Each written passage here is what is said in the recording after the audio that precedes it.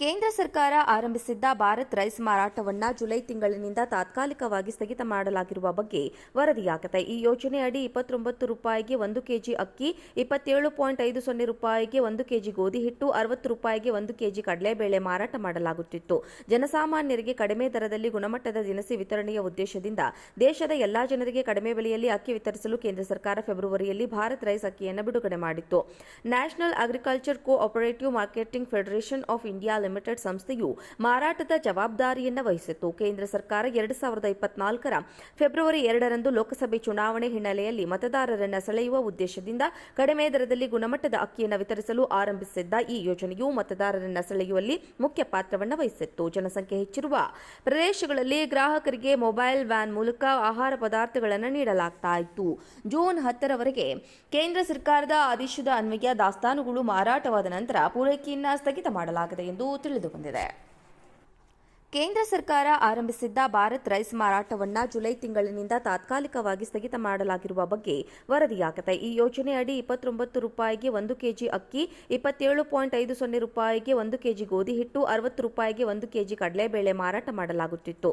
ಜನಸಾಮಾನ್ಯರಿಗೆ ಕಡಿಮೆ ದರದಲ್ಲಿ ಗುಣಮಟ್ಟದ ದಿನಸಿ ವಿತರಣೆಯ ಉದ್ದೇಶದಿಂದ ದೇಶದ ಎಲ್ಲಾ ಜನರಿಗೆ ಕಡಿಮೆ ಬೆಲೆಯಲ್ಲಿ ಅಕ್ಕಿ ವಿತರಿಸಲು ಕೇಂದ್ರ ಸರ್ಕಾರ ಫೆಬ್ರವರಿಯಲ್ಲಿ ಭಾರತ್ ರೈಸ್ ಅಕ್ಕಿಯನ್ನು ಬಿಡುಗಡೆ ಮಾಡಿತ್ತು.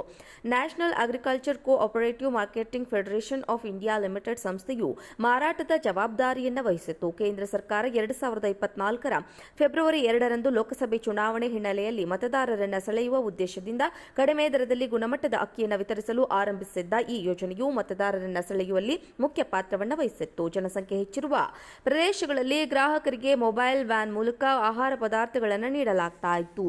ಜೂನ್ 10ರವರೆಗೆ ಕೇಂದ್ರ ಸರ್ಕಾರದ ಆದೇಶದ ಅನ್ವಯ ದಾಸ್ತಾನುಗಳು ಮಾರಾಟವಾದ ನಂತರ ಪೂರೈಕೆಯನ್ನು ಸ್ಥಗಿತ ಮಾಡಲಾಗಿದೆ ಎಂದು ತಿಳಿದುಬಂದಿದೆ.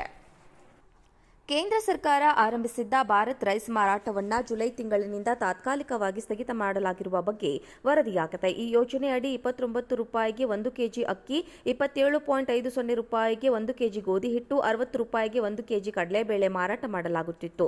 ಜನಸಾಮಾನ್ಯರಿಗೆ ಕಡಿಮೆ ದರದಲ್ಲಿ ಗುಣಮಟ್ಟದ ದಿನಸಿ ವಿತರಣೆಯ ಉದ್ದೇಶದಿಂದ ದೇಶದ ಎಲ್ಲಾ ಜನರಿಗೆ ಕಡಿಮೆ ಬೆಲೆಯಲ್ಲಿ ಅಕ್ಕಿ ವಿತರಿಸಲು ಕೇಂದ್ರ ಸರ್ಕಾರ ಫೆಬ್ರವರಿಯಲ್ಲಿ ಭಾರತ್ ರೈಸ್ ಅಕ್ಕಿಯನ್ನು ಬಿಡುಗಡೆ ಮಾಡಿತ್ತು.